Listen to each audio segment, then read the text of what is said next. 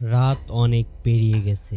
রায়হান দ্রুত বাড়ি ফিরতে চাচ্ছিল, তাই ম্যাপের দেখানো শর্টকাট ধরে গাড়িটি ঢুকিয়ে দেয় এক ফাঁকা গ্রাম্য রাস্তায়। চারিদিকে অস্বাভাবিক নীরবতা, দূরে কোনো আলো নাই, নেই মানুষের চিহ্ন, শুধু গাড়ির হেডলাইটটি কুয়াশা কেটে সামনে এগোচ্ছে। হঠাৎ হেডলাইটের আলোয় চোখে পড়ে একটি পুরনো সাইনবোর্ড। রং উঠে গেছে, অক্ষরগুলো যেন ক্ষয়ে গেছে। তাতে লেখা, এই রাস্তা ব্যবহার করবেন না।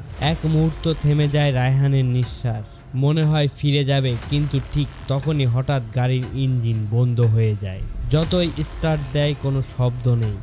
চারপাশে এমন নিস্তব্ধ যে নিজের হৃদস্পন্দন কানে বাজতে থাকে। হঠাৎ রায়হান লক্ষ্য করে রাস্তার মাঝখানে কয়েকজন মানুষ দাঁড়িয়ে আছে। তারা একদম স্থির, কেউ হাঁটে না, কেউ হাত নাড়ে না।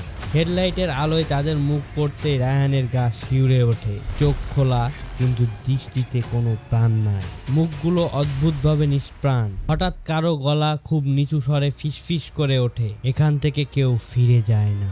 ভয়ে রায়হান দরজা খুলতে যায়, কিন্তু হাত কাঁপতে থাকে। চারপাশে অন্ধকার যেন ধীরে ধীরে গাড়িটাকে গ্রাস করে নেয়। পরদিন সকালে সেই রাস্তায় একটি পরিত্যক্ত গাড়ি পাওয়া যায়।